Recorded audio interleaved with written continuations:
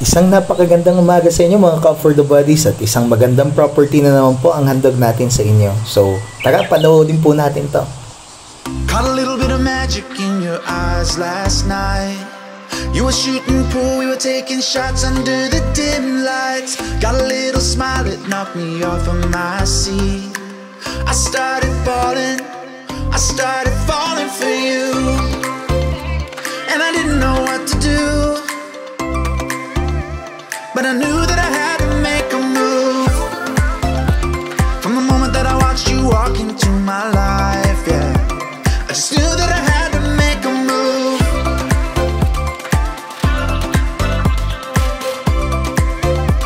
And I knew that I had to be with you.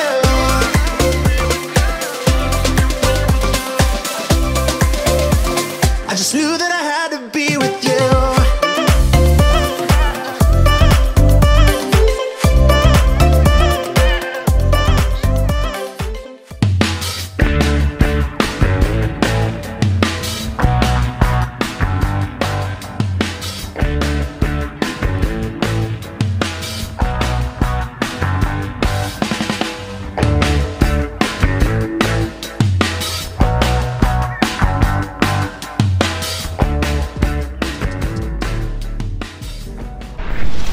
Welcome mga Cup for the Buddies sa ating YouTube channel. At kung bago ka pa lang, i-subscribe nyo po, i-follow nyo po ang channel natin, i-like nyo po itong video na to, then click subscribe and i-hit yung notification bell para lagi kayong updated sa ating lahat ng mga videos. So ito na, panoorin na natin mga Cup for the Buddies.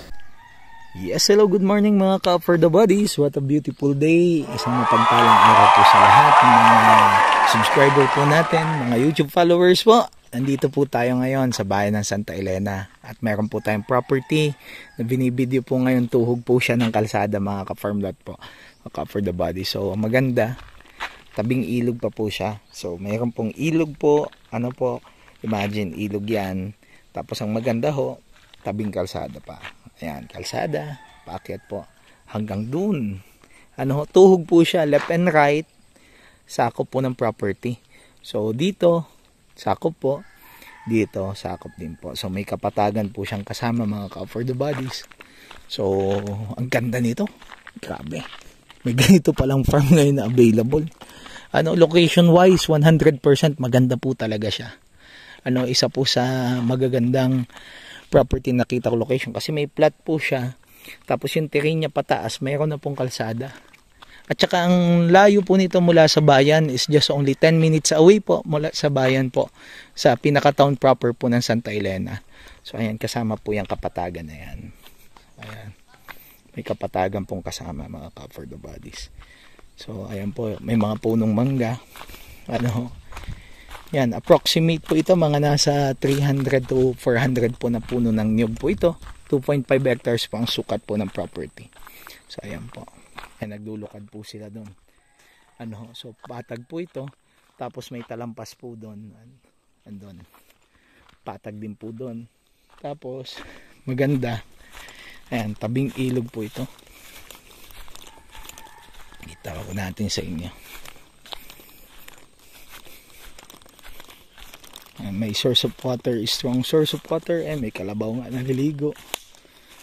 Yun po yung ilog nandun sa kabila. Ayan, tabi ng property. Ayan. Jesus name. Ayan po. Sama po yung ilog na yan. Ayan po mga kapatid. Ayan, maagos po yung ilog. Okay. So ganda nitong property na to mga Cup for the Buddies. So akitin po natin. Ito yung flat area niya po dito sa baba, tapos yung talampas flat din doon. So ito po yung mga puno ng nyug, mga nasa around ito mga nasa na po ito 25 years. Okay, malimit dito ang nyug pero doon siksik. Kasi ito yung flat area.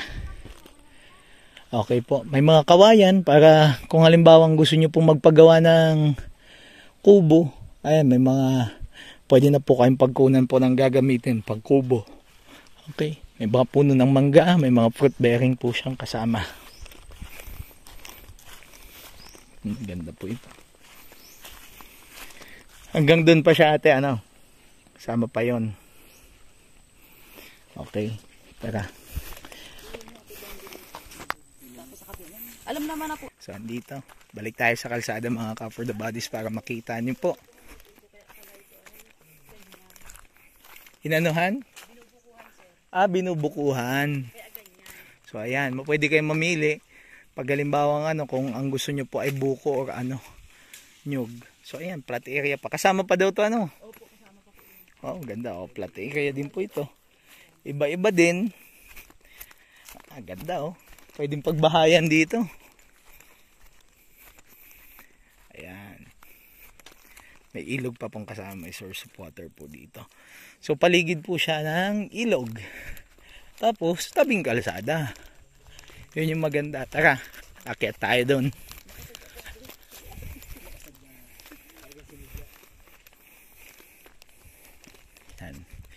Yan. Binabaybay lang po natin yung kalsada. Kasi mula po dito, tanaw nyo na po, left and right. So medyo inclined po yung kalsada, pataas. Pero ganda nito. Kasi imagine, 10 minutes mula sa town proper. Ang Santa Elena po, pag mula ka po sa Manila, ito po ay nasa 5.5 hours drive po. Mismo hanggang ditong property, 5.5 drives po from Manila.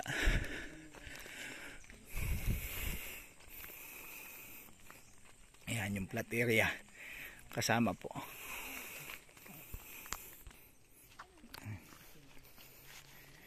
Kasama po flat area na to. Ayan. Ito yung talampas niya. Malawak po yan. For the bodies. Hanggang dun. Kasama po yan. Ayan. Ito yung view dito. Yung kanina sa baba. Dun tayo galing kanina. Medyo kakaano pagpaakyat. Nandito na po tayo ngayon. Ayan, ganda po dito. Napakaganda. Kasi tabing kalsada. Bihira yung farm lot na ganito, na tabing kalsada. Yan po, may mga puno ho tayo ng mahogani pili. Mahogani parang kamukha ng pili, mahogani. Okay, hanggang dun pa po. Hanggang saan to? Hanggang saan to? Te? Diyan sir, sa una-unahan pa po. Unahan pa. Lakad pa tayo. Yan, kasama. Mahaba pala frontage nito, Opo, mahaba po yun. Habang mahaba. Ganda. Anong ataw po ito sir? Parang nagitnang ataw po ito. Gitnang-gitna nga Ito po, dinonate na po ito. Municipal Service Road po ito. Kaya ito po ay murang-mura kasi Municipal Service Road. Sa presyo niya po na binibigay ng may-ari. Po, tanaw po natin yung mga niyog po dyan. May dalang hita. Ayan, may star apple.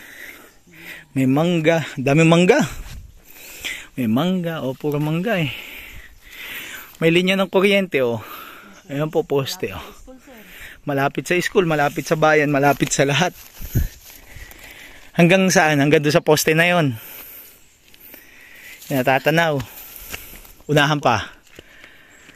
Hanggang dyan sa poste. Hindi, okay na yan. Palipadan na lang natin at medyo malaki ho talaga.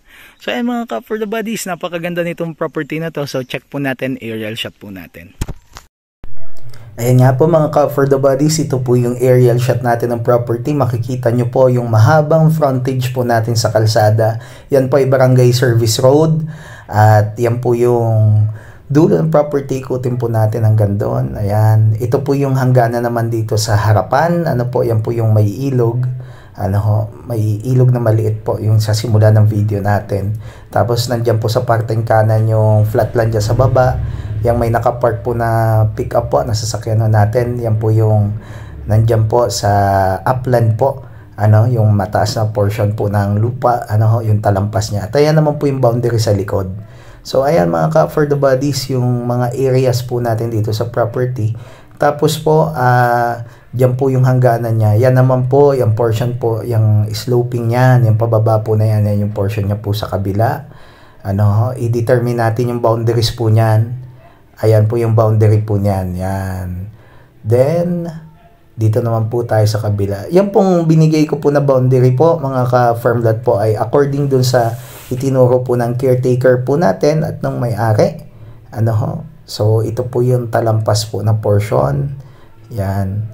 Ano ho? Ang maganda po dito sa property po na to, napaka-linis na po siya mga ka for the bodies. May mga ano po na area. Ano po? Flatland area. Tapos, sa may mga interested po ng property, i-request nyo lang po yung map plan sa akin. Isisend ko po sa inyo through your messenger para at least makita po ninyo. Ano ho? So, ayan yung bungad ng property, yung entrance po natin, mga ka for the bodies. Kitang-kita po dyan yung left and right na tagos ng ilog. Tapos, yan po yung kalawakan, papasok po dun sa area. Kaya, napakaganda po. Ang travel time lang po natin ito mula sa bayan is nasa 15 minutes lang po, 10 to 15 minutes. Ano ho, na tinakbo ho natin to. Tapos, fully concrete road po siya, papunta po dito sa property. Okay, kaya napakaganda. Yan naman po yung boundary dito sa kabila. Ano ho? So, kitang-kita po dyan. Dati, ang kinagisnan ho talaga nila yung mga baybayin ng mga ilog ng mga sapa na hangganan. Pero yan po is madidetermine po natin yan once na interested po kayong bilhin yung property, papa-relocation survey po natin para talagang identified po yung hangganan ng property. And may mapa naman po tayo niyan. May approved plan po yung property po natin. This is a titled property po, mga ka-farm lot po natin. Yan. Napakaganda kahit po ako tuwang-tuwa nung makita ko po ito. Kasi talagang jackpot po ang makakabili po nito. Highly recommended ko po ito. Lahat naman po ng mga properties po natin is carefully po na nag-due diligence po tayo dyan, mga ka for the bodies. So, ayan mga ka for the bodies, hanggang dito na lamang po yung videos po natin. Sa mga interested, andyan po yung contact details po natin. Message nyo po ako sa Viber, sa WhatsApp. Then we have our Facebook page. Dalawa po yan. Isang page, isa pong Facebook account, then we have our YouTube channel po. And sa TikTok, ayan po yung TikTok ID po natin. So, mga ka for the bodies, thank you po. And maraming salamat po sa inyo, sa mga suporta po. Higit sa lahat, maraming salamat po sa Panginoon po natin. Sa Kanya lamang ang kapurihan at tanging Kanya lamang, mga ka for the bodies. Hanggang dito na lamang po tayo. See you po tayo sa next video. God bless po. Ingat po sa lahat. Bye-bye.